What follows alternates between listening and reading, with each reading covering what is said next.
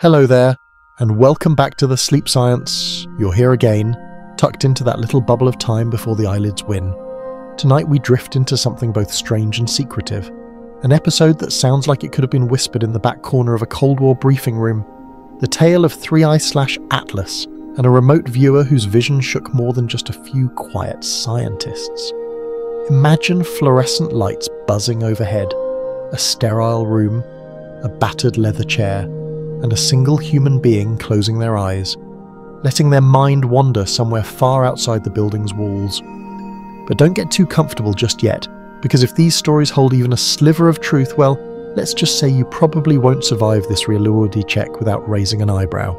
So before you get comfortable, take a moment to like the video and subscribe, but only if you genuinely enjoy what I do here. And drop a comment telling me your location and your local time. I love seeing where in the world everyone is tuning in from, as if we're all dots glowing on our own shared atlas. Now, dim the lights, maybe turn on a fan for that soft background hum, and let's ease into tonight's journey together. You step into the story not as a passive listener, but as if you're standing in that windowless lab yourself. There's the smell of dust baked into paper files, the faint chemical tang of cleaning products that never quite leave. On the table rests the object that gave the whole case its name, an atlas. Not just any atlas, but one with pages browned at the edges, corners bent and notes scribbled in a hurried hand. The kind of book that looks like it has lived through smoky briefcases and late-night flights. The 3i designation, you don't know yet. It sits like a riddle at the top of the file folder, black ink stamped in a font that means business. Intelligence programs loved their cryptic codes. Project Stargate, Grill Flame, all those names chosen to hide more than reveal. Here, 3i/Atlas hums with the same bureaucratic chill. You run your hand across the embossed cover and wonder whether you're being let in on a secret or just another tall tale in the long line of government experiments. And that's the thing. Historians still argue whether programs like this were serious attempts at psychic exploration or just busy work designed to fool rival agencies. We know for a hard fact that in the 1970s and 80s, the US government poured millions into remote viewing research. Stanford Research Institute, military contractors, shadowy sub-branches of the CIA. That's mainstream history, written down in declassified memos. But what isn't written down is the full catalogue of sessions, especially the weird ones, especially the ones that touch nerves. So here you are, watching a man in his 30s, lean but tired, sit in that leather chair. He's been told to relax, to let images come. Skeptics smirk in the corner, clipboards in hand, convinced they're wasting taxpayer money. The air feels thick, like everyone's holding a single breath. The remote viewer's eyes flutter. He describes first nothing at all, just colours, maybe a bright band of light. You've had that in dreams, the way your mind paints before it commits to shapes. His voice is quiet, a metronome steady enough to lull you if you weren't so curious. He says he feels water, wide stretches of it, but wrong somehow. The coastline doesn't belong. Someone coughs in the back of the room. Paper rustles, but no one dares interrupt. Quirky detail, the man insists he can smell salt mixed with metal, like a seaside port that has somehow swallowed an entire factory. How do you smell something in your mind? You laugh softly, because you've had to dream smells before too. Burnt toast when no one is cooking, perfume from someone long gone. The scientists, though, they scribble notes furiously like this might be the line that tips imagination into data. And you think of another historical anchor. During the Second World War, intelligence officers used ordinary maps and atlases in surprising ways. Spies cutting secret escape lines into them, or slipping microfilm between the pages. An atlas isn't just a reference book. It's a portable stage set where nations stretch and shrink depending on who's drawing the lines. It feels fitting that such an object should become the vessel for a vision. The viewer leans back, almost whispering now. He says the land doesn't match Earth. He's adamant, though no one dares laugh outright. He feels structures that bend upward in arcs, unnatural, glimmering. One researcher shifts uncomfortably, as though reminded of a dream they've tried to forget. The debate will come later, whether this is genius insight or free association nonsense. But right now, the silence is church-like. You know you're in the opening act of something unsettling, and that phrase, "you probably won't survive this," flickers again. Not because of danger, but because once you let your imagination taste something this bizarre, You can't go back to seeing the world as flat, ordinary maps again. The atlas sits waiting, its pages unturned, like a diary of places no one has been. Your hand hovers near it. You wonder if the paper will feel warmer after what the viewer has just described, as though the book itself absorbed a trace of that impossible coastline. You slide further into the dim light, the hum of the fluorescent ceiling fixture flattening your thoughts into a steady rhythm, as if preparing you for something dense and coded. On the table, the cover sheet stamped with 3i/Atlas looks deliberately vague, like the bureaucratic equivalent of a poker face. 3 letters and 1 word, no explanations offered. In the world of intelligence, everything had to look like nothing. 3i could have been a file number, a budgetary designation, or just a red herring designed to bore casual snoops into looking elsewhere. But here, 3i was whispered, like a shorthand between insiders, a label that meant you're in the circle now. You trace the letters with your fingertip and think about the history of cryptonyms. It's a mainstream fact that during the Cold War, the CIA loved creating strange code names. MK Ultra for mind control, CHA, OS for domestic surveillance, Stargate for psychic experiments. Historians still argue whether the names were chosen randomly by machines or by clever minds trying to bury secrets under plausible nonsense. Either way, the label was always part disguise, part performance. And then there's the word Atlas. At first glance, obvious enough. You imagine cartographers hunched over parchments centuries ago mapping coastlines with ink-stained fingers. But maybe here the Atlas was less about geography and more about weight. The mythical titan straining under the globe, a metaphor for someone carrying knowledge too heavy for their own shoulders. You picture the remote viewer, thin wrists trembling on the leather chair, balancing an entire unseen world the way Atlas balanced the heavens. The quirky tidbit?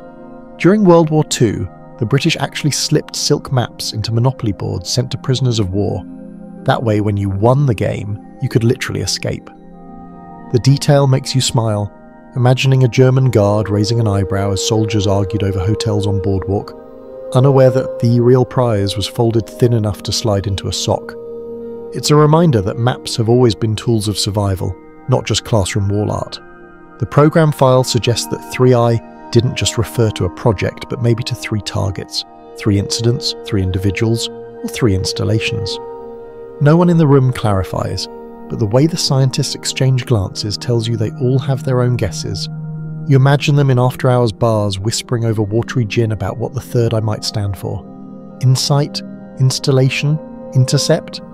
You know you'd join their debate too. Meanwhile, the viewer himself has been told nothing. That's how protocols worked. Remote viewers were blinded from the actual target. They were given random numbers, meaningless words.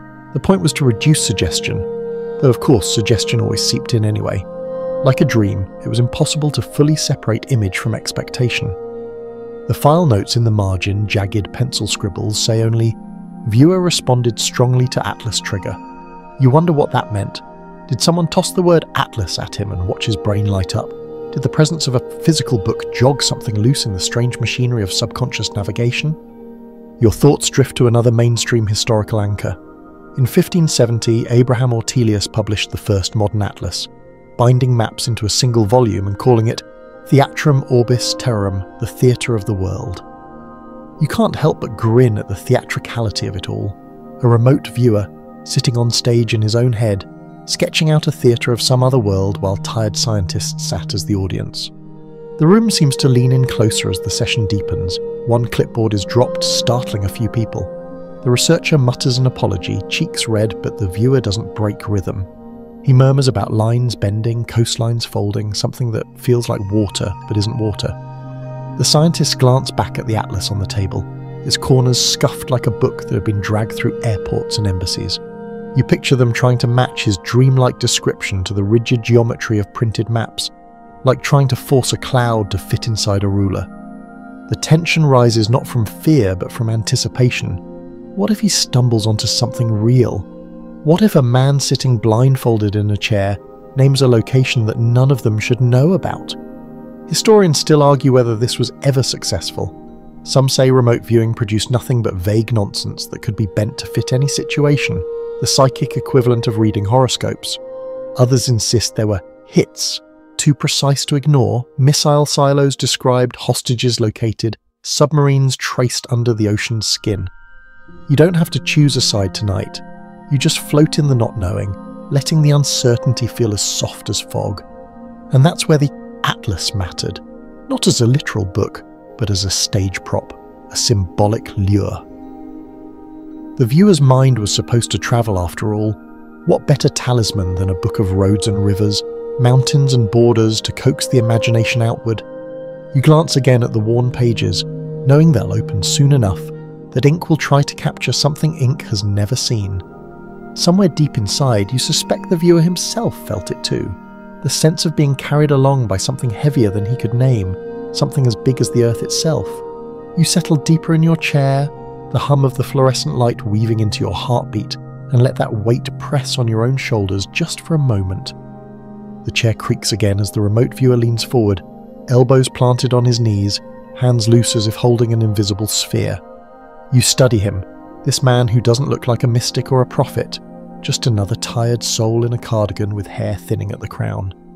He could just as easily be your neighbour asking to borrow sugar. And yet here he sits, expected to pull visions out of the blank canvas behind his eyelids. His background reads like a classified resume stripped of glamour. Former military intelligence, early 30s, decorated for precision in observation. He could spot a camouflaged vehicle in a blur of satellite images where others only saw forest. That's what made him attractive to the program, someone trained to see details and not dismiss them, even when they appeared insignificant. You sense that he never asked to be part of this psychic experiment. He was nudged into it, a reluctant recruit in a war against uncertainty, a mainstream anchor here.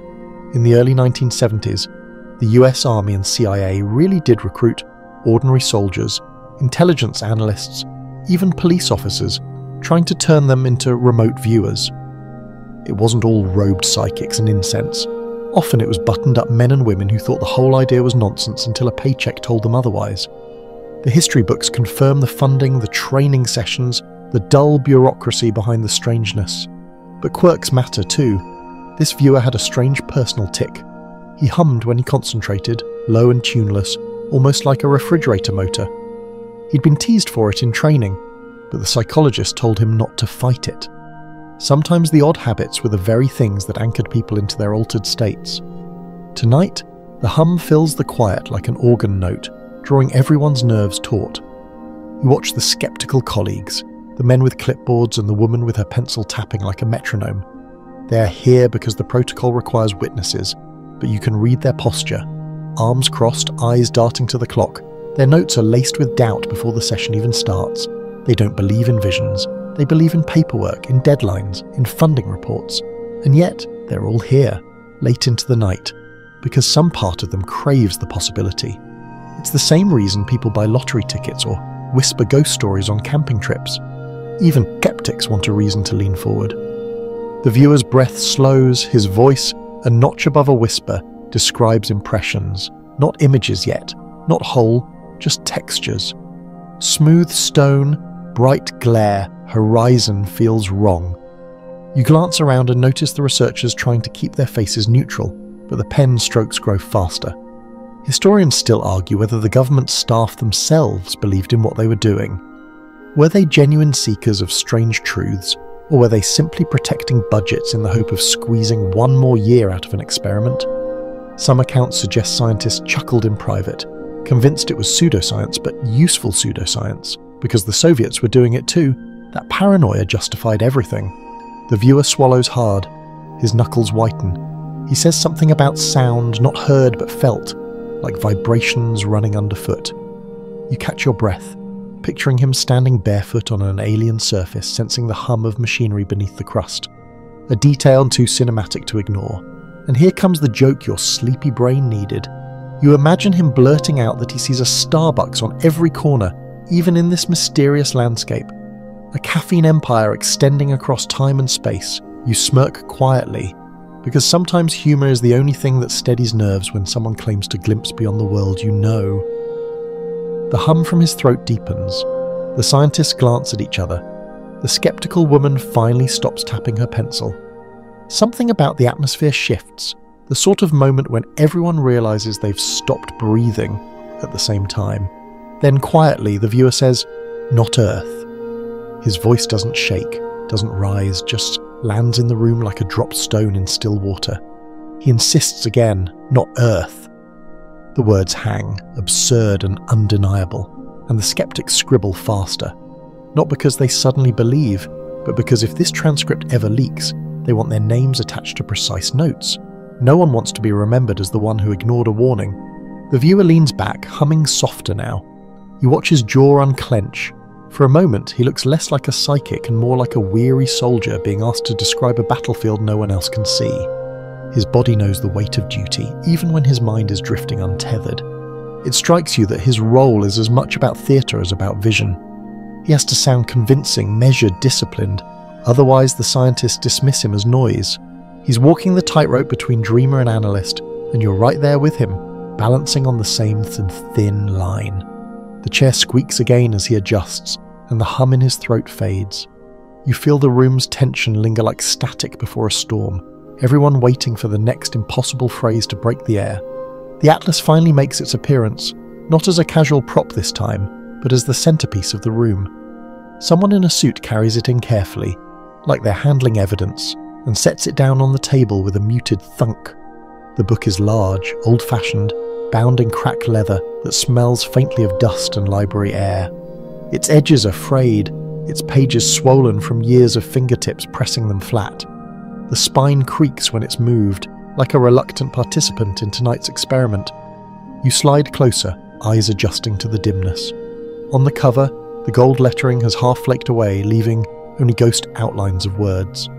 Inside, the maps are more than just colourful spreads of countries and oceans. They are scarred with scribbles, margins filled with arrows, underlined names, strange coordinates penciled in with a hurried hand. Some pages even carry water stains, like this book has lived through rainstorms and border crossings. A mainstream anchor rises in your mind.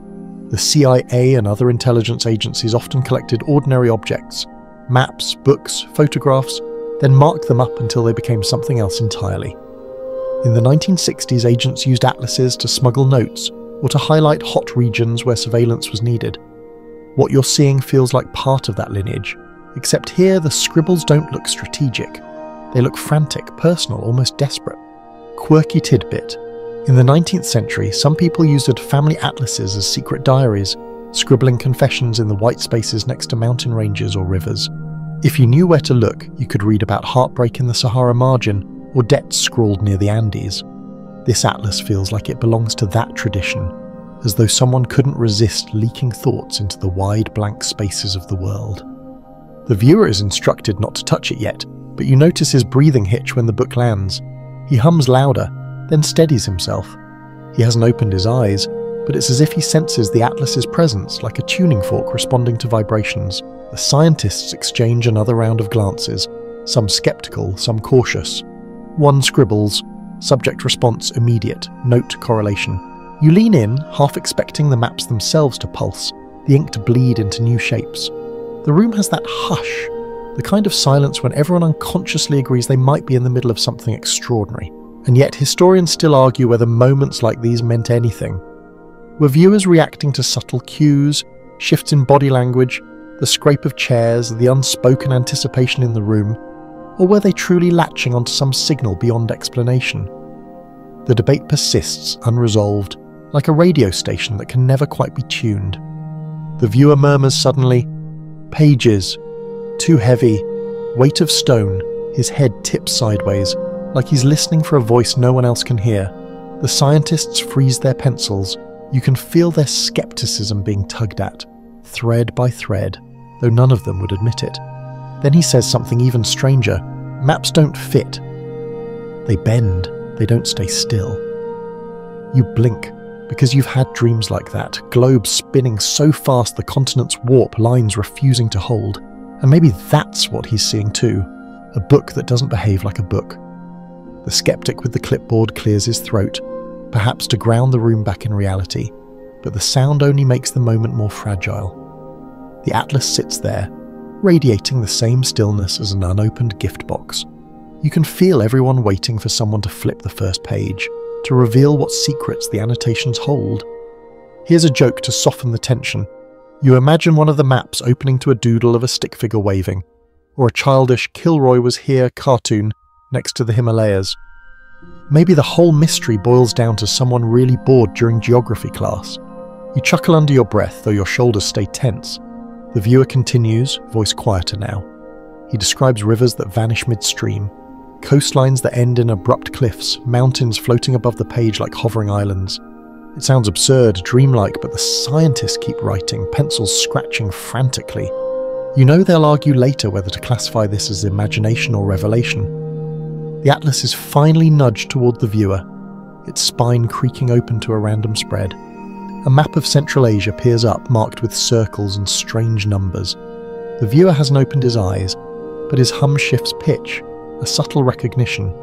His breathing deepens and the scientists lean closer, pens poised for the next impossible detail. The air in the room feels denser, charged, as if the atlas itself has been waiting for this moment, waiting for a pair of closed eyes to see more than the open ones ever could. The room exhales into quiet as the atlas remains open on the table. No one dares shift their chair or cough too loudly now. The lights overhead buzz, faint and relentless, making the stillness even more noticeable. You sense the scientists deliberately slowing their movements, pencils poised but motionless, as though even the scratch of graphite might interrupt what's about to unfold. The remote viewer sits upright in the leather chair, hands resting loosely on his knees. His eyes stay closed, lids fluttering with tiny tremors. The hum in his throat is softer this time, a sound that blends into the electrical drone of the fluorescent tubes. He looks fragile and sturdy all at once, like a radio antenna trembling against static. Mainstream anchor, it's well documented that during the Stargate program, sessions like this were conducted under highly controlled conditions. Curtains drawn, lights dimmed, silence enforced, because distraction was the enemy. The idea was that a perfectly quiet room might act like a vacuum, stripping away external noise until only the signal remained. Tonight's experiment follows the same script. The quirky tidbit? Some of those sessions, according to declassified anecdotes, were interrupted by ordinary life intruding, janitors vacuuming in the hallway, someone's stomach growling, or even a sneeze that made the viewer lose their imagined signal. You smile at the thought, top-secret psychic experiments undone by allergies. It's a reminder that no matter how dramatic the setting, humanity always sneaks back in with its clumsy timing. You shift in your chair, careful not to squeak against the floor. The air feels weighted, as if the room itself is leaning closer to listen. The viewer murmurs faintly, "Quiet. Everything quiet." His words almost sound like he's describing the very silence you're sitting in. It's hard to tell whether he's narrating his inner landscape or simply echoing the atmosphere around him. Historians still argue whether these sessions were influenced by the expectation effect. Did viewers subconsciously mirror the stillness of the room, interpreting their own calm state as part of the vision? Or did the silence truly help them tune into something else, something beyond? The debate never settled, and maybe that's part of the intrigue. The atlas lies open, its maps a mosaic of lines and borders that shimmer faintly in the overhead light. You can't shake the feeling that the book itself is listening to, soaking up the quiet like a sponge. The viewer's head tilts, lips parting slightly. He describes faint shapes, horizon curved, sky, too large. The words tumble out like fragile paper scraps. One scientist shifts in his chair, accidentally letting out a squeak of metal on tile. Everyone shoots him a glare. The viewer's hum falters for a second, then steadies again. You hold your breath, realizing how fragile this whole performance is, like balancing a glass of water at the edge of a table. And then comes the first small joke your weary mind supplies. You imagine the viewer blurting out, "I see, snacks. Someone left snacks in the corner." You nearly grin, but you swallow it down, because the man in the chair is too serious, too invested. His voice deepens, words slower now. Land, broken, lines don't hold. You lean in, though he isn't talking to you, not directly. The scientists scribble with renewed urgency. You watch the skeptical woman. She's stopped tapping her pencil again. She's writing faster than any of them, as if the sheer act of transcription is enough to keep her anchored. The silence stretches. You notice the sound of your own breathing, the faint pulse in your ears. You think about how many other rooms in history have held their breath for visions, Seances in Victorian parlours, oracle chambers in ancient temples, even war rooms waiting for reconnaissance planes. The common denominator is always the hush, the moment before revelation. The viewer whispers one more phrase, weight above, pressing down, not sky, but heavier. His brows knit together, his face tightening as if under invisible pressure.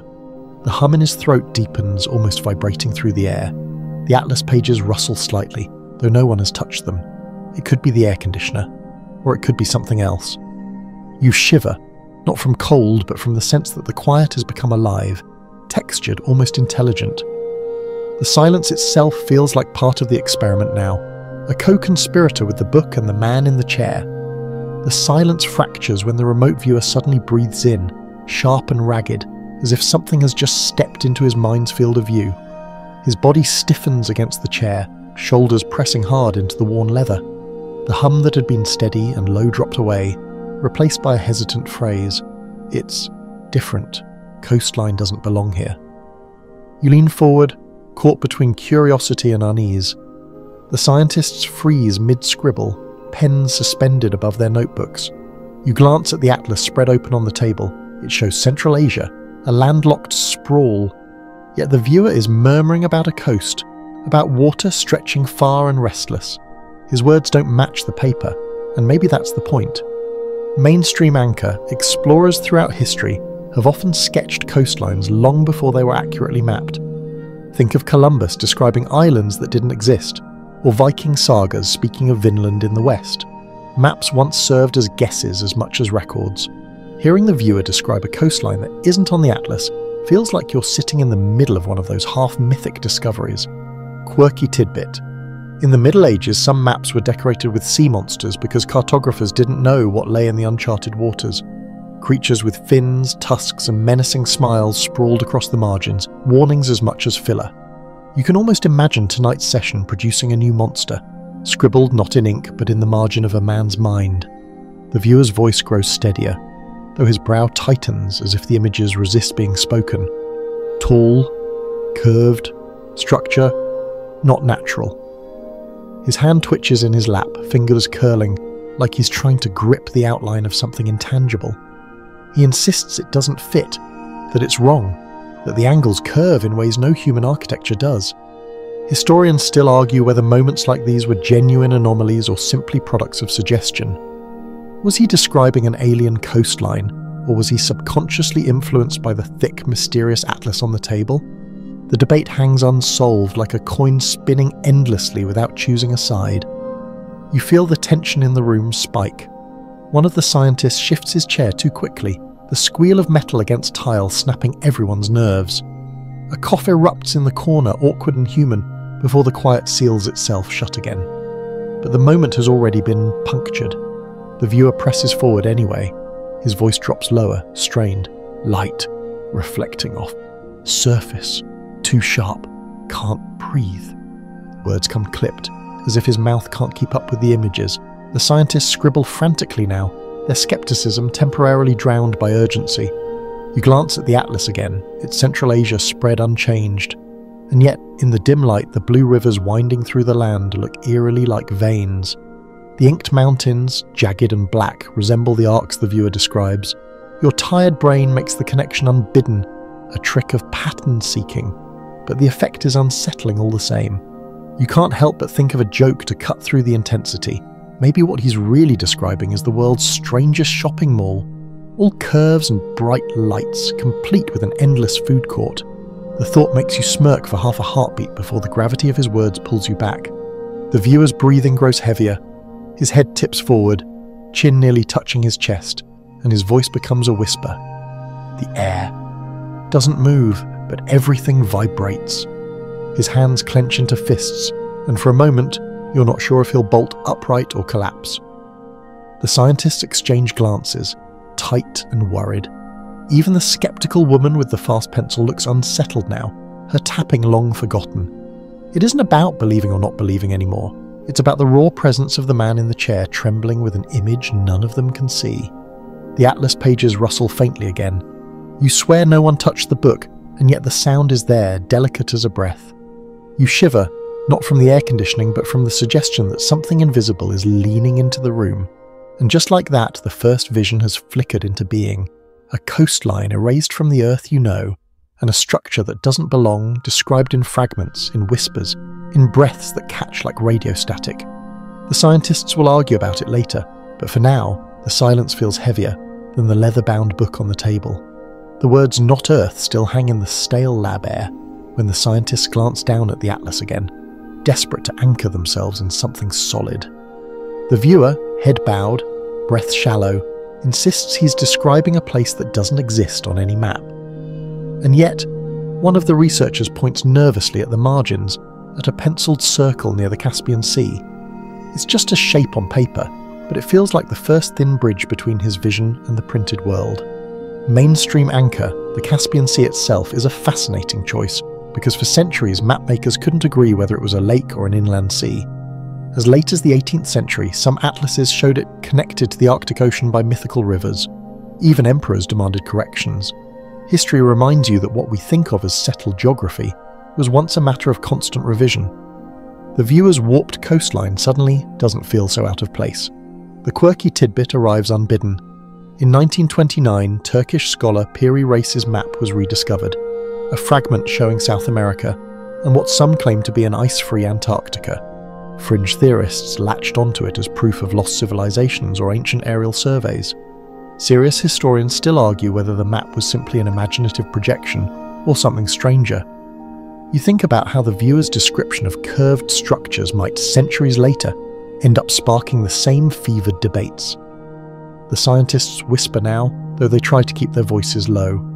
Could he be recalling the Caspian, one suggests. Another shakes his head. No coastlines like that. Not here. Their tone is less skeptical now, more rattled. The clipboard skeptic finally admits aloud what the others have been thinking. It's too specific. His voice sounds like he regrets saying it. The viewer stirs, speaking again. Bright. Reflective. Like metal, but not. He's struggling to fit impossible shapes into familiar vocabulary. His hands lift slightly, palms curved, as if he's trying to cup a dome. It arches upward, not built for people. The phrase freezes everyone, not built for people. The weight of it spreads through the room like cold water. Historians still argue whether visions like this came from subconscious creativity. Was the viewer pulling fragments from science fiction, from buried childhood memories, from architectural sketches glimpsed years ago? Or was there truly a signal he was receiving? The line between imagination and transmission has always been contested. You feel yourself teetering on it now, no longer sure where to lean.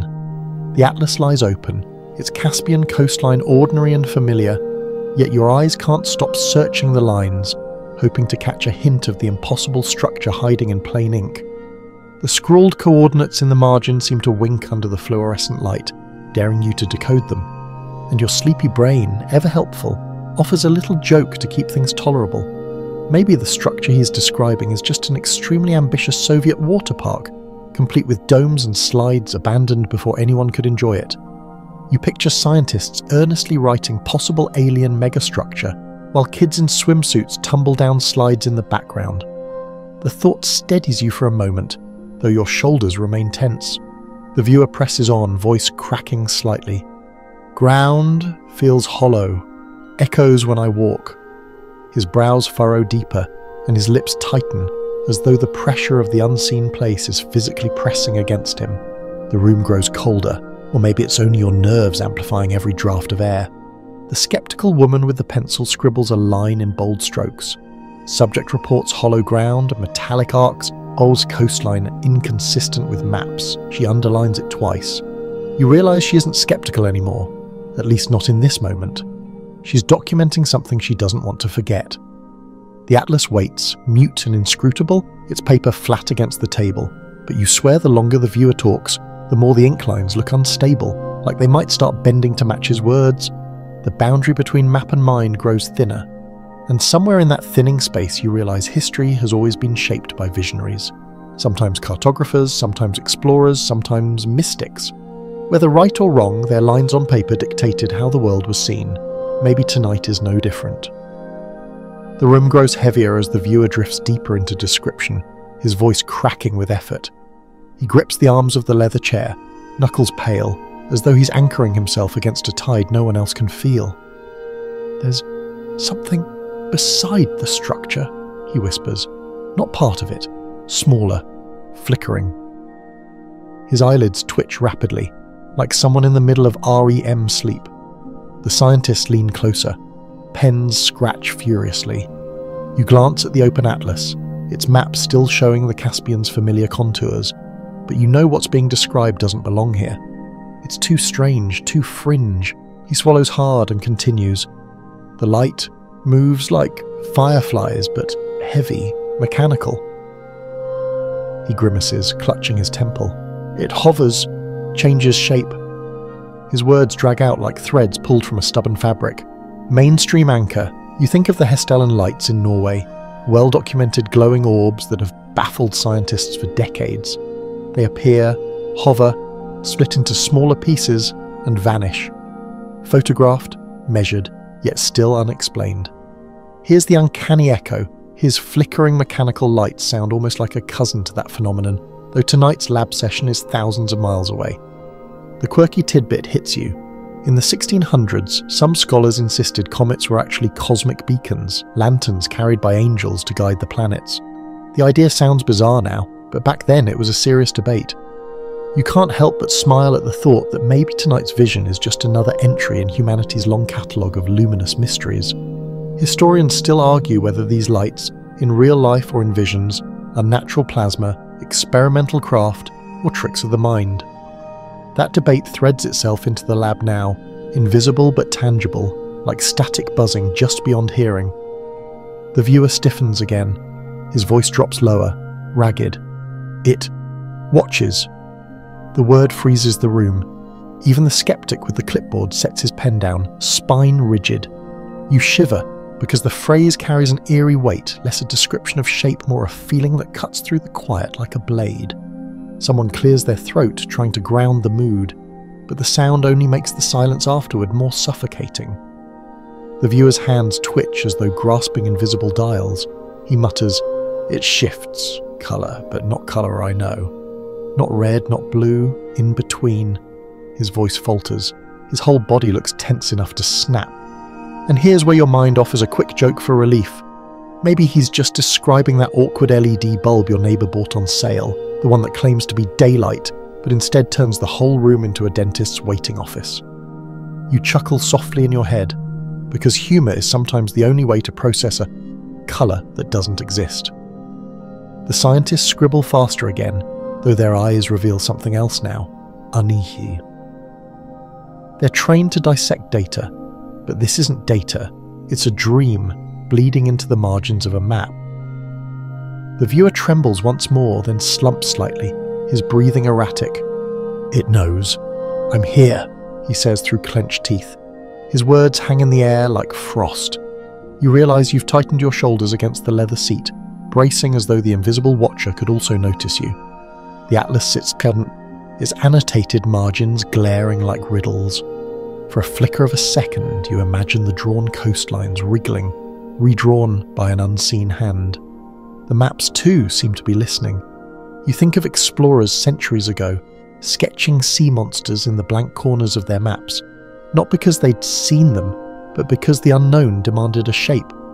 Tonight feels the same, a strange flickering light, mechanical yet alive, drawn into existence simply because silence allowed it. The viewer's hum returns, softer now, a low thrum vibrating the stale lab air. He seems smaller in his chair, drained, but the words he's left behind pulse louder than any sound, flickering watchers, coastlines erased, structures not built for people. The fringe detail clings to you, refusing to dissolve. And though you tell yourself it's just a vision, just words spoken in the hush of a lab, part of you wonders if the atlas itself has already been rewritten. If the moment his eyes closed, the world gained another coastline that wasn't there before. The atmosphere in the room teeters on the edge of collapse. The viewer has gone limp, eyes still shut, breath shallow. But the scientists have come alive. Their pens scrape furiously against paper, notebooks filling with jagged shorthand. You sit among them, caught between the weight of the silence and the frantic energy of their reactions. One researcher mutters, "We'll need to cross-check against Soviet test sites." Another shakes his head sharply. No, he's describing something else. Look at the curvature he keeps repeating. Their words collide like stones in a tin can, sharp, metallic and urgent. Mainstream anchor, during the Cold War this was common practice. Intelligence analysts dissected scraps of uncertain information as if each fragment might tip the balance of global power. A blurry satellite photo, a stray radio intercept, even a rumour, all were pored over by teams who argued until dawn. Remote viewing transcripts slid into the same machinery, sometimes treated as clues, sometimes as curiosities. But the quirky tidbit that makes you smirk is this.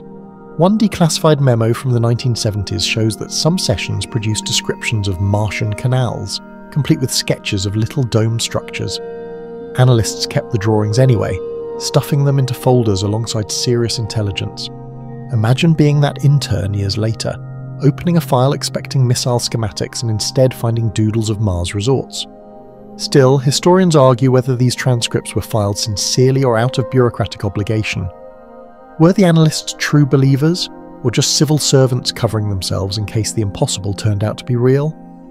That tension is alive in this room now, the fear of missing something versus the shame of being duped. The skeptical woman, usually unshakable with her tapping pencil, surprises you by speaking up. What if it's not terrestrial at all? The sentence drops like a stone. Everyone stares. She shrugs, defensive. He said it wasn't Earth. Shouldn't we at least note the possibility? Another researcher scoffs, his laugh brittle. So we're cataloguing aliens now? Oh. Should I add flying saucers to the appendix? His voice drips sarcasm, but the corners of his mouth twitch uneasily. He's not laughing so much as protecting himself from the idea. The viewer stirs faintly, muttering something about hollow ground. His voice cracks, and for a moment, the sarcasm dies. You notice how quickly everyone leans forward again, pencils back to paper. Belief, disbelief, doesn't matter. They're all addicted to the data. Here's where your sleepy brain offers the joke. You imagine the group arguing about budgets, one side pushing for alien megastructure research, while another insists they just need more office chairs. Government meetings are absurd enough without the paranormal on the agenda. You grin at the thought of a PowerPoint slide titled UFOS versus Furniture, Priority Allocation. The debate turns sharp. He's pulling this from memory, one insists. Maybe from fiction he read as a kid. Another counters. Then why the visceral response? Look at his vitals. They jab at the heart rate monitor. It beeps louder in the hush. The skeptic with the clipboard speaks last. Historians still argue whether the Delphic oracle was a fraud or channeling something real. Maybe it doesn't matter. What matters is what people do with the words. His voice is rough, resigned. You realise he's been rattled more than anyone. The atlas lies open, silent witness to the debate. His annotated margins seem almost smug, like a book that knows it has already outlived these scientists and their arguments. The viewer exhales suddenly, loud and jagged, snapping every head back toward him. His lips form the words, "Still watching." Pens scratch, pencils snap, notebooks tremble. The scientists can't agree on what to believe, but they all know they can't look away, and neither can you. The argument fizzles out when the lead researcher clears his throat and nudges the atlas back into the centre of the table. Enough speculation, he says, though his voice lacks conviction. Let's map it. The room quiets instantly. Pencils ready again, as though everyone has agreed the only way forward is to pin the intangible down with ink and paper. The atlas lies open, its pages yellowed and faintly crinkled.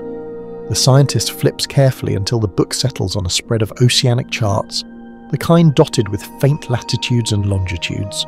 The viewer, still slumped in the chair, keeps humming low, a tone that rises slightly each time the pages turn, as if he can feel when they're getting close. Mainstream anchor, this method of overlaying visions onto maps is documented in real intelligence history. Remote viewers were often asked to sketch what they saw, then analysts would compare it to known geographies. Sometimes the drawings lined up disturbingly well, mountains, river bends, or airfields appearing in the right places. Other times they looked like surreal doodles, all spirals and blobs. Tonight, the atlas itself becomes the sketchpad, a medium for the improbable. a quirky tidbit floats to mind. Medieval cartographers sometimes added phantom islands to their charts, places like Friesland or Hy-Brasil, which never existed but showed up on maps for centuries. Sailors even claimed to see them shimmering on the horizon. You grin at the thought that perhaps tonight's vision will become a modern phantom island, penciled onto the margins of a classified atlas. The viewer stirs again, his lips part. "Farther south," he murmurs, though no one asked a question. The lead researcher, hands trembling slightly, flips several more pages until the atlas opens on a massive ocean expanse. Blue ink sprawls across 2 pages, only dotted by tiny island chains. The scientists lean forward, hearts thumping in rhythm with the faint hum. The viewer exhales. "Here," he whispers, "lines break here." His hand twitches upward as though pointing, though his eyes remain closed. The skeptical woman reacts first, grabbing a pencil and circling a blank patch of ocean between 2 minor archipelagos. Her hand shakes, but the line is firm as if she doesn't dare hesitate. You feel the room lean forward as one organism. The circled patch of nothingness now carries unbearable weight, a hole that might contain an entire impossible coastline. The silence is so sharp you can hear the faint scratch of someone's sleeve brushing paper. Historians still argue whether such mappings were pure chance or evidence of something stranger. Did viewers just guess well, statistically bound to stumble onto real-world features? Or did they truly reach across space to pluck details no one had fed them? Even decades later, declassified documents leave the question suspended in mid-air. The viewer's voice returns, weaker but insistent. "Draw the curve. High arc. Higher." The skeptical woman follows his rhythm, sketching a dome-like structure in the margin. It looks crude, childlike, but the insistence in his tone transforms it into something more ominous. Her pencil hesitates at the top, then she shades a shadow inside the arc. Your sleepy brain supplies a joke to cut the tension. The sketch could easily pass for a giant half-buried croissant. Maybe what the viewer's seeing is the world's first intergalactic bakery. You smile faintly at the thought of scientists debriefing about alien pastries while the room crackles with dread. But no one laughs here. The lead researcher adjusts his glasses, staring at the penciled curve like it might come alive. Another scientist marks coordinates in the margin beside it, digits precise but meaningless without context. The viewer's breathing turns ragged. It doesn't end, no corners, it keeps going. His words drag out, filling the room with unease. You watch the pencil hover again, unsure how to capture something endless. The atlas lies transformed now, not a book of known lands, but a palimpsest where the impossible bleeds into ink. The circled patch of ocean, the sketched arc, the faint digits, all of it feels heavier than the paper should allow. The viewer exhales one last strained phrase. It watches from here. His head drops back against the chair. The hum cuts off. Silence swallows the room, and all that remains on the table is a circle, a curve, and coordinates scribbled in the margins, marks that may never be erased, no matter how much anyone tries.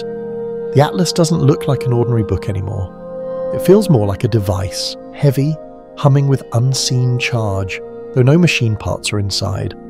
The penciled circle and the arcing structure sketch glare up from the margin, daring anyone to dismiss them. One of the scientists, jaw tight, mutters, "We need to check coordinates."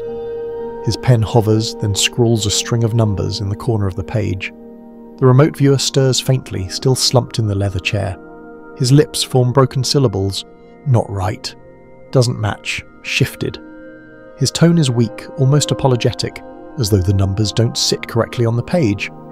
Mainstream anchor, intelligence analysts often use geographic coordinates as anchors for remote viewing sessions. They'd give viewers meaningless numbers that pointed to a location on Earth, hoping to minimize bias. The coordinates tonight, however, aren't following any such plan. They've appeared in a half-conscious murmur, spilling into the margin like graffiti no one asked for. The quirky tidbit hits you sideways.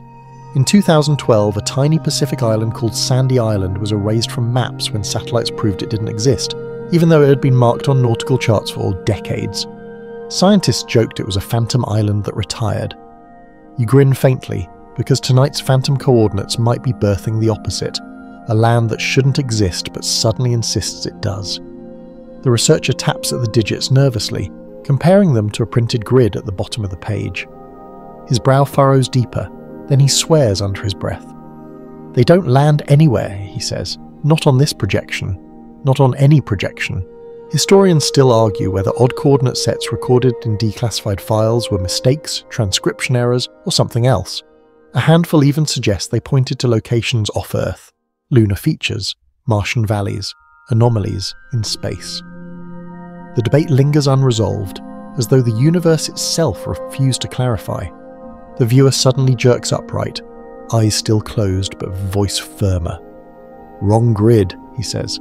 "Tilt it, bend it." His hands rise, palms twisting like he's physically warping the page. His body shakes with effort, veins straining against his neck. Then his arms drop limp, and he slumps back down again. The scientists sit frozen. The penciled coordinates stare up from the paper, smug in their refusal to align with earthly geometry. One mutters, "If this is nonsense, it's committed nonsense." Another, more cautious, whispers, "What if the reference frame isn't Earth at all?" The words send a ripple through the Q group, a wave of unease too heavy to laugh off. Your sleepy mind reaches for levity anyway. Maybe the coordinates point to your neighbour's basement, where someone's hoarded garden gnomes are plotting world domination. A silly thought, but it helps loosen the knot in your chest before the silence squeezes too tight again. The atlas pages shift faintly, though no one touches them. The penciled circle seems to loom larger, the arc more definite, as if the vision itself is rewriting the map. You blink hard, reminding yourself it's just shadows and tired eyes. Still the feeling lingers. The viewer groans softly, one final fragment escaping his lips. Place not on map. Map not enough. His head lolls sideways, breath slowing. The words hang in the still air, heavier than any annotation. The scientists can't look away from the anomalous coordinates. They're meaningless and profound all at once, numbers without a home. And you realise something unsettling.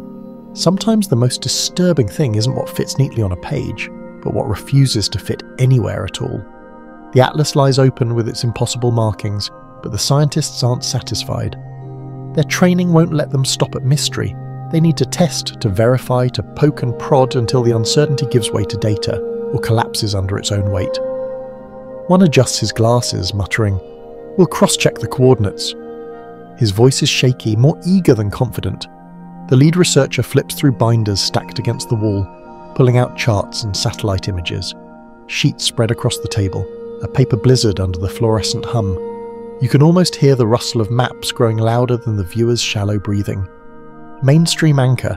Intelligence analysts often double-checked remote viewing data against reconnaissance photos, seismic reports, even most weather records. They wanted matches, tangible anchors that could justify funding another round of experiments. In some cases, hits were close enough to spark brief excitement, a mountain range drawn within 50 miles of the real one. In others, the guesses were laughably wrong. The cycle of hope and doubt churned endlessly. Quirky tidbit. In one session from the 1970s, a viewer reportedly described a Soviet crane in detail. Analysts later confirmed there was indeed a large crane at the location, only it belonged to a shipyard in South Carolina. The coincidence was enough to keep the file open. Tonight feels like the same dance, small sparks of almost right mixed with glaring impossibilities. The skeptical woman points at one of the maps. "Here! The curvature, it almost lines up with this archipelago." Her voice is sharp with forced optimism. Another scientist frowns. "Almost doesn't count. We need precision." He scribbles a question mark so hard the pencil snaps in half. The sound echoes through the tense room like a gunshot. Historians still argue whether those near hits were worth the effort. Was describing a coastline 50 miles off target evidence of psychic talent, or just the statistical flukes of the imagination? The debate echoes tonight, unspoken but thick in the air. The viewer stirs faintly in his chair, lips dry, whispering, "Not enough, not right." His voice is so soft it's almost swallowed by the paper rustle, but the words sting, undermining the scientist's fragile hope. One researcher, desperate, flips to the back of the atlas, pointing at another, scrawled annotation. "Look here. These digits, maybe they're inverted. If we rotate them, the latitude drops into the Indian Ocean." He circles the spot, his pencil movements frantic. "See? It's close. Close." That word again. You feel the frustration building in the room, the way a gambler might cling to almost winning. The scientists glance at one another, their exhaustion showing in twitching shoulders and bitten lips. Your sleepy brain offers a little joke. Maybe the viewer's signal was just a scrambled Wi-Fi connection. Try turning him off and back on again, you imagine one researcher whispering, like he's troubleshooting a faulty router. The thought draws a small smile, though it doesn't shake the room's tension. The lead researcher sighs heavily, rubbing his temples. "We're chasing ghosts," his words are flat, heavy, yet no one dares stop. They keep flipping maps, cross-referencing atlases, checking coordinates that never quite land. Their pencils mark circles on oceans, onto deserts, even on mountain ranges that clearly don't fit the description. Desperation colours every line. The viewer groans once more, louder this time. His voice cracks. "Place not here, place between." His body slumps again, chest rising and falling unevenly. The room freezes. The phrase "place between" gnaws at the edges of everyone's minds. The scientists don't laugh, they don't argue. They just stare at the annotated atlas, at the meaningless numbers, at the arcs that refuse to match any earthly geography. And you feel the weight of it too, that maddening in-between, where things are not entirely false but never fully true. The anomaly won't resolve. It hovers, like the flickering light he described, mechanical and alive, just out of reach. The air in the room shifts, not with data this time, but with something more human. The remote viewer stirs again, head sagging against the chair back, breath uneven. His hands twitch as if pulling at invisible strings, but when he speaks, the words aren't technical, they're intimate, almost confessional. "I've seen this before," he murmurs. The scientists lean in, pens hovering. His voice is shaky, stripped of the flat precision they expect. "When I was a boy, standing on the pier, the water shimmered. Same light, same pressure in my chest." You catch the way his words thin out the atmosphere, tugging the session from sterile protocol into personal memory. It's no longer just about coordinates or maps. It's about the quiet truth of a man remembering something that haunted him long before this experiment. Mainstream anchor, memory often intrudes into professional roles. Historians know, for example, that Winston Churchill's speeches during World War II were laced with references to childhood lessons and personal fears. Even leaders in moments of global crisis could not fully separate themselves from old echoes. Tonight, the viewer is no different. His visions tangled with the boy he once was. Quirky tidbit, sailors in old port towns sometimes swore that glowing lights on the water were souls of the drowned, bobbing lanterns guiding ships or warning them. Children heard the tales, pressed against dock rails, daring themselves to believe.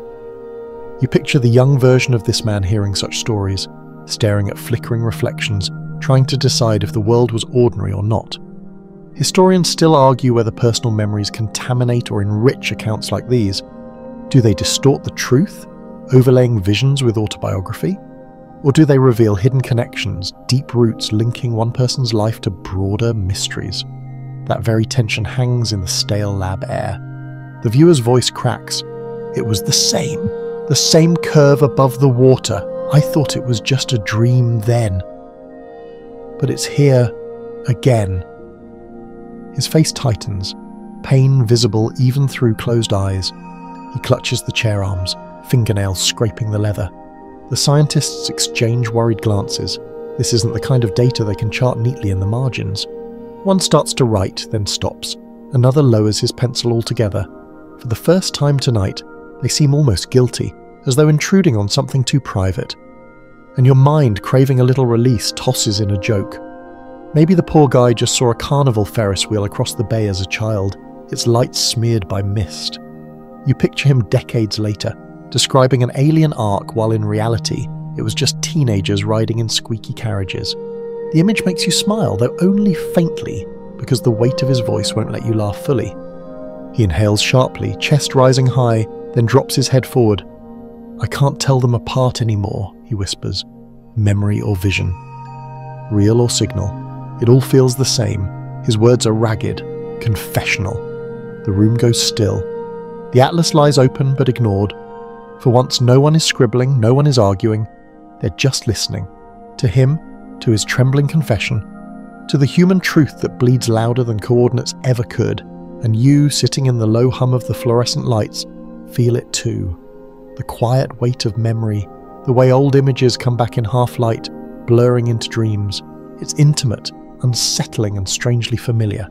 The lab empties of chatter after the viewer's confession. No one dares push further. His breathing steadies, shallow but even, and the atlas lies open in patient silence, its margins glowing faintly under the tired fluorescent hum. You'd think the night might end there, wrapped in uneasy quiet. But that's when the phone rings. The shrill sound cleaves through the stillness, jolting everyone in their seats. The lead researcher flinches, then snatches the receiver from the wall-mounted phone. His voice drops low, muffled by the curve of his shoulder, but you catch fragments. Yes. Confirmed session. No. Inconclusive. Hold on. He glances at the atlas, then at the slumped viewer before hissing, "Where did you get that?" Mainstream anchor. Late-night calls like this were common in Cold War operations. Intelligence hubs never slept, information flowing at every hour. Even in the 1980s, analysts were roused out of bed to cross-check scraps of intercepted chatter, terrified of missing something vital. Tonight feels like one of those nerve-prickling moments when the ordinary clockwork of bureaucracy collides with the surreal. Quirky tidbit: did you know that in the early 20th century, British codebreakers at Bletchley Park sometimes received calls with nonsense phrases like, "The mole is hopping"? It wasn't spy poetry, it was simply operators confirming their line was clear. You grin faintly at the thought of tonight's phone ringing with some absurd password. Though no one here is in the mood for humour, the lead researcher sets the receiver back in place with a slow click. His face is pale. "They already knew," he mutters. "They said the coordinates. They had them marked too." His words spill the tension back into the room. Everyone stares, frozen. Historians still argue whether intelligence cross-confirmations were genuine or manipulative. Did agencies truly compare notes in secret, or were some calls staged to pressure analysts into compliance? No one agrees. The uncertainty lingers, as it does here, gnawing at your sense of what's real. The skeptical woman breaks the silence. So either he picked up their leak, or we just tapped into something they didn't want us to see. Her pencil hovers over her notebook, though she doesn't write. The thought is too heavy for shorthand. The viewer stirs faintly in the leather chair as if sensing the unease. His lips part, still watching, his words are dry as paper. You see goosebumps ripple along the arms of one of the scientists. Your sleepy brain supplies a quick joke to loosen the knot. Maybe the caller was just the pizza delivery guy, checking if anyone still wanted their midnight order. Imagine this whole room of tense scientists pausing while a voice asks, "Large pepperoni, extra cheese?" You nearly chuckle, but the thought fades fast under the pressure of the room. The lead researcher doesn't share the joke. His hands fidget against the atlas, but he doesn't flip the page. Instead, he whispers, "We're not supposed to be looking here." His tone is flat, resigned, as if the phone call has shifted the experiment from exploration to trespass. The viewer groans again, head lolling against the chair. He whispers one more time, faint but clear. Between and beneath, his body stills, breath slowing into shallow rhythm. The scientists sit frozen, the ringing silence louder than the call itself, and you can't help but feel it too, that chilling realization that the vision isn't just confined to the man or the book anymore. It has stretched outward, through wires, through voices on the other end of the line, pulling everyone into its widening net. The phone call leaves the room raw, silence stretched thin like a wire ready to snap. The lead researcher avoids the scientist's stares, flipping the atlas shut with a heavy thud. But the sound doesn't erase the coordinates scrawled in the margins, or the echo of the viewer's trembling voice. Instead, it makes them feel locked away, tucked under the cracked leather, like secrets pressed between pages. Then, almost reluctantly, he walks to the far wall and pulls open a cabinet no one else had dared to touch. Metal hinges screech, revealing rows of grey folders, their spines marked with cryptic codes. He pulls one free, thicker than the rest, stamped in red, sealed archive. The way he carries it, tight against his chest, shoulders tense, tells you this is the file they weren't supposed to show. He lays it on the table next to the atlas. Dust clings to the cover. When he cracks it open, the stale smell of old paper fills the room, sharp and dry like a forgotten attic. Inside are typewritten reports, yellowing memos, even photographs with black bars censoring half the image. And scrawled in the margins, everywhere on nearly every page, are frantic notes in pencil, just like those inside the atlas. Mainstream anchor, government archives often hold layers of handwriting from different eras. Historians sifting through World War II files sometimes find comments scribbled by later analysts, notes stacked on notes, turning documents into conversations across decades. This folder feels exactly like that. Multiple hands, multiple voices, all jostling to leave their mark. Quirky tidbit: in the 1950s, the Soviets experimented with psychic notebooks, where sensitive files were annotated by alleged clairvoyants. Words like danger or watch were written beside names, as if predicting betrayal. Most historians laugh it off, but the notes unnerved those who handled them. You wonder if tonight's folder is part of the same strange lineage. The scientists lean in, eyes wide as children at story time. One flips through the first few pages, a memo about sightings near coordinates. Another, stamped restricted, with phrases blacked out so aggressively the page looks scarred. And then, in the margins, the chilling scrawl, between and beneath. Still watching. The same words the viewer had just whispered. Historians still argue whether coincidences like this prove contamination, subconscious suggestion bleeding from text into memory, or whether something larger is at work, weaving the same phrases through different mouths. The argument gnaws at you as you stare at the handwriting. The skeptical woman breaks the silence, pointing at a blurred photograph tucked into the file. The picture shows a coastline, but fractured, jagged, wrong, as though the land has folded against itself. The black bars hide most of the image, but what's left is unsettling enough. Someone has scribbled in the corner, structure too large for classification. Your sleepy brain seizes the moment for a joke. Maybe the blacked out section just hides a tacky beach resort, and all this fuss is over an oversized water slide. You grin faintly at the absurdity, but the thought fizzles fast under the weight of the real photo. The lead researcher closes the folder halfway, palms flat on the cover. His voice is hoarse. "This isn't supposed to be here." The others glance at him, then back at the atlas, then at the viewer slumped in his chair.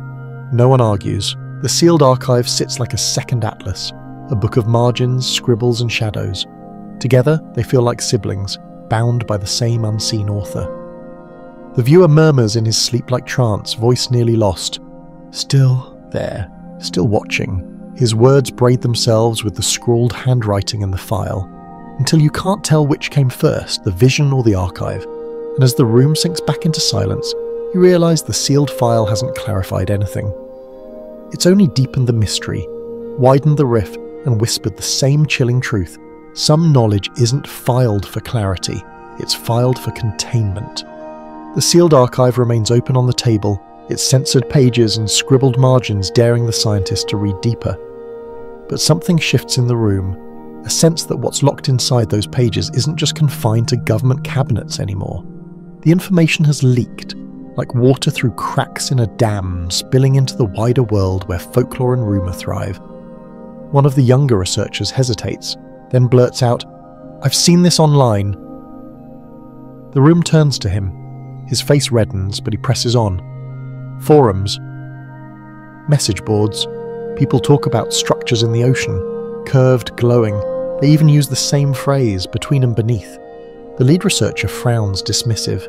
Internet nonsense. Yet his hand stays tight on the file, as though afraid it might confirm the young man's claim. Mainstream anchor, rumours travelling through civilian channels aren't unusual. During World War II, coded broadcasts often blended with local gossip. Villagers described ghost planes or mystery lights long before intelligence confirmed test flights. Information always bled between official reports and public whispers. Quirky tidbit. In the early 2000s, conspiracy forums swore that Google Earth images showed undersea pyramids off Cuba. The pixels turned out to be digital artifacts, but for weeks people insisted an Atlantean city had been found. You smile faintly, thinking how easy it is for a blurry map or a scrawled annotation in an atlas to spark whole worlds of speculation. Historians still argue whether folklore helps preserve truths or simply feeds the fire of imagination. Do rumours act like cultural storage drives, keeping anomalies alive until they're explained? Or are they just noise, drowning out serious investigation? The question hums in the room, unanswered. The skeptical woman, once a firm rationalist, admits softly, "I've heard similar. Fishermen's tales. They say the sea glows in places it shouldn't, as if something stirs beneath the floor." Her voice trembles, but she doesn't laugh it off. For once, folklore doesn't feel harmless. The viewer shifts, murmuring again, still watching. The phrase knits itself into every story now, as though the anonymous posters, the coastal rumours and the sealed archive are all speaking in unison through his lips. Your weary brain tosses in a joke to relieve the tension. Maybe the watchers are just bored whales with bioluminescent sunglasses, eavesdropping on fishing boats. You grin briefly, picturing stylish ocean mammals, but the image fades quickly under the room's growing weight. The younger researcher pulls out his phone, thumb trembling as he scrolls. He shows the others a grainy screenshot of an online thread. Atlas anomalies. Anyone else seeing curved lights? Replies flood the screen. Not a coincidence. They're everywhere, still watching. The lead researcher slams the phone down, face pale. Enough, he says, his voice cracks. Do you want this tied to us? Do you want our work confused with message board hysteria? But his anger feels more like fear, brittle and forced. The archive, the atlas, the online threads, they all echo each other now. 3 sources, 3 witnesses, 3 circles around the same inexplicable image. The viewer sighs again, whispering faintly. The map spreads wider. His chest rises and falls shallowly. The words hang in the room like a curse, and you realise it doesn't matter anymore whether this began in a sealed archive or on an anonymous forum. The story has already escaped containment. Out there in the noise of the public sphere, it has grown into rumour, into folklore, into something that may never be reeled back in. The silence that follows feels heavier than the fluorescent hum above you. The atlas sits closed again, the sealed archive pressed flat beside it, and yet the words, between and beneath, still watching, hang in the room like smoke. For a long time, no one speaks. Then, almost reluctantly, the lead researcher sighs and says, "We need to ask the question we've been avoiding. Should we even be doing this? It's not about science anymore, not about accuracy or coordinates. It's about ethics, about what it means to prod at the boundaries of perception, to drag visions into files and bind them in leather covers. Mainstream anchor, ethical debates have haunted research projects before. Think of the Manhattan Project, where brilliant scientists wrestled with the knowledge that their discoveries might destroy cities, or the Tuskegee study, where data was gathered at the expense of human dignity. History shows that progress often leaves behind a trail of uneasy consciences. Tonight's programme is no exception. Quirky tidbit. In the 1970s, a group of scientists actually proposed a psychic responsibility oath, modelled after the Hippocratic Oath. They feared that if remote viewing or telepathy proved real, it could be abused for spying on private lives. The oath never caught on. Too fringe, too speculative, but the very idea shows how deeply some wrestled with morality in the face of uncertainty. Historians still argue whether such ethical concerns were genuine or simply performative gestures to calm critics. Was the worry real, or just another layer of bureaucratic theatre? The debate stretches across decades unresolved. The skeptical woman finally speaks, her pencil resting quietly beside her notes. If it's real, if he's right, then aren't we trespassing? Peering where we're not meant to look. Her voice is low but firm, and you can tell it unsettles the others more than any wild vision. One of the younger scientists shakes his head, trying to lighten the mood. Or maybe we're just wasting time on dreams. But his laughter is thin, hollow. He knows the tension won't be dissolved that easily. The viewer, still slumped in the chair, exhales and mutters something unexpected. They don't ask permission. His voice is strained but clear enough. The scientists stiffen. It isn't just what he said, it's the implication that whatever watches him doesn't care about boundaries, doesn't follow human ethics. Your sleepy brain leaps at the chance for a joke. Maybe he's talking about squirrels, those relentless creatures that watch you from tree branches without blinking, silently judging your every move. For a moment you grin at the absurdity of cosmic squirrels, but the grin fades as the weight of the room presses back in. The lead researcher finally rubs his temples, weary. If this ever goes public, they'll ask why we kept looking. Why we didn't stop. He doesn't have an answer, and no one offers one. The atlas waits, mute and inscrutable. The sealed archive breathes dust into the air. The viewer's chest rises and falls, and you realise the question has no clean resolution. Curiosity pulls one way, responsibility pulls the other, and the thread between them frays thinner by the second. The night drags on, but the session's weight lingers like static clinging to your skin. No one speaks for several minutes. The only sound is the low mechanical buzz of the overhead lights and the uneven rhythm of the remote viewer's breathing. Finally, the lead researcher shuts the sealed archive with a soft thud and pushes it aside. The gesture isn't dismissal, it's surrender. Still, the consequences ripple out immediately. The skeptical woman who had scribbled the fiercest notes all night suddenly snaps her notebook shut. "I'm not taking this home," she mutters. Her face is pale, her hands trembling as though the words still watching are etched into her bones. She slides the notebook across the table and leaves it there, as if distance might protect her. Mainstream anchor.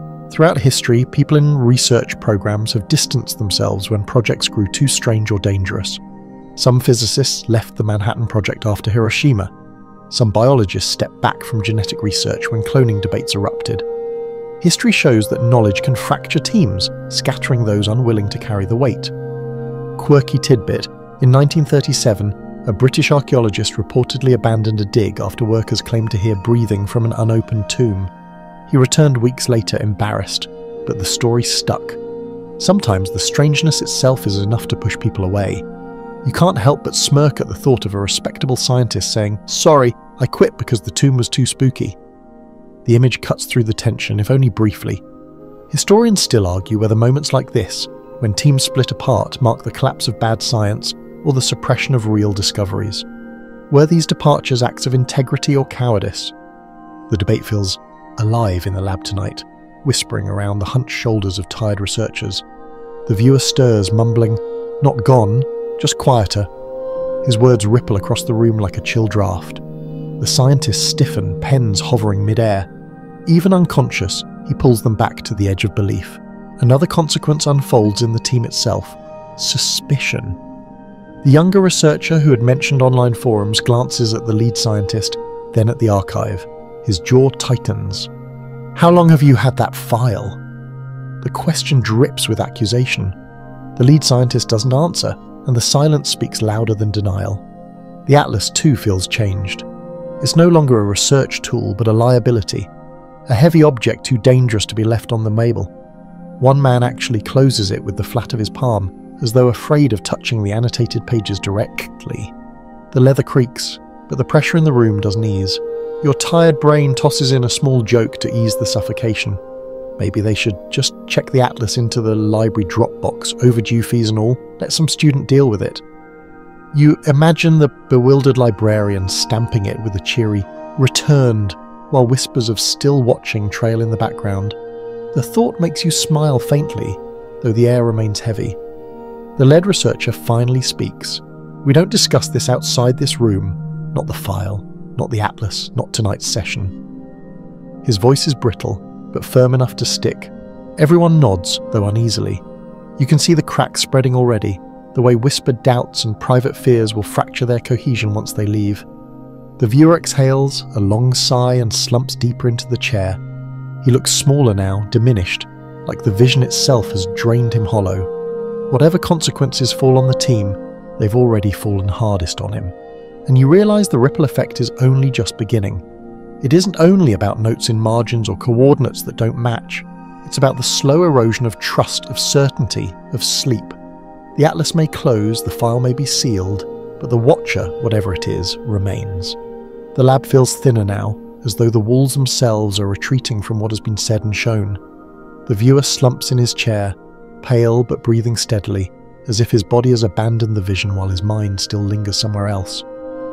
The atlas and sealed archive rest side by side on the table, both shut, but the silence that surrounds them suggests they're far from neutral. The lead researcher finally breaks the stillness. "We'll write a resolution," he says softly, almost to himself. His voice carries the weary cadence of someone who knows resolutions rarely resolve anything. Mainstream anchor. History is full of reports that try to close open questions with neat language. The Warren Commission called a lone bullet the explanation for a president's death. Project Blue Book concluded UFOs were misidentified weather balloons and swamp gas. These resolutions soothe the record, even when they don't soothe the people. The quirky tidbit floats up. In the 1800s, one English committee studying ghost sightings officially concluded that phantoms, if perceived, were the product of indigestion. You chuckle quietly at the idea of an entire government file blaming spectres on bad stew. Maybe tonight's report will pin alien arcs and phantom coastlines on viewer fatigue. Historians still argue whether such conclusions are honest attempts at closure or just bureaucratic theatre. Were they protecting the public from panic or protecting themselves from scrutiny? That same debate hums here, heavy in the fluorescent light. The researchers draft phrases aloud, their voices flat. Session inconclusive. Coordinates indeterminate. Annotations not verified. Each word feels like a lid, nailed down one after the other, suffocating the anomaly under paperwork, but the viewer suddenly stirs, whispering, "Not inconclusive. Not done." His head lolls, and his lips form a final phrase that freezes everyone. Atlas isn't closed. His voice is faint, but undeniable. The scientists stop mid-sentence. No one dares move. The lead researcher, jaw clenched, shuts his notebook with a sharp snap. "We're done," he insists, but his eyes betray him, too wide, too alert, like a man insisting the fire is out while smoke still curls under the door. The viewer slumps again, drained. The atlas remains shut, but you swear you hear a faint rustle, as though unseen hands are still flipping its pages in silence. The sealed archive gives off no sound, yet its presence feels louder than any phone call. Your weary mind grabs for a joke, desperate for release. Maybe the strange resolution is just deciding who buys the next round of coffee, since no one will be sleeping after tonight anyway. You grin faintly at the absurdity of scientists fighting over receipts while haunted by phrases like "still watching." But the humour can't hold against the weight. The resolution is written, signatures scrawled with reluctant hands, but the air refuses to clear. It feels less like a conclusion and more like a truce with something unseen. As the room empties, you linger on the thought. Some mysteries don't close when the book snaps shut. They linger in margins, in whispers, in the quiet tilt of the world that won't quite sit straight again. The atlas may be closed on the table, but in your mind, and perhaps in the watchers, it is still very much open. The fluorescent lights hum softer now, or maybe it's just your ears dulling with exhaustion. The lab is nearly empty, chairs pushed back at odd angles, pencils scattered across the table like relics of a frantic storm. The atlas sits closed, its leather cover catching a faint shine, and the sealed archive lies stacked beneath it, pressed into silence. For the first time all night, no one argues, no one scribbles. There is only the slow return of stillness. The remote viewer rests in the chair, head tilted, breath steady at last. His murmurs have faded into ordinary sleep, though the words still watching seem etched into the air like faint chalk lines that won't wash away. Mainstream anchor, history shows us that even the strangest projects eventually fall into silence. Programs close, documents get filed, and time buries the anomalies under dust. Project Stargate itself ended in the 1990s, dismissed as inconclusive, but those who sat in rooms like this one, viewers, scientists, scribes, carried fragments with them long after. Quirky tidbit. One of the declassified reports reveals that a viewer once described a glowing ball above a pyramid, years before pop culture latched onto alien Egyptian theories. Analysts rolled their eyes, but someone still filed it away. You imagine the archivist stifling a laugh before slipping the page into a folder that would survive decades. These margins always outlive the moment. Historians still argue whether the real legacy of such programs is scientific failure or cultural seed.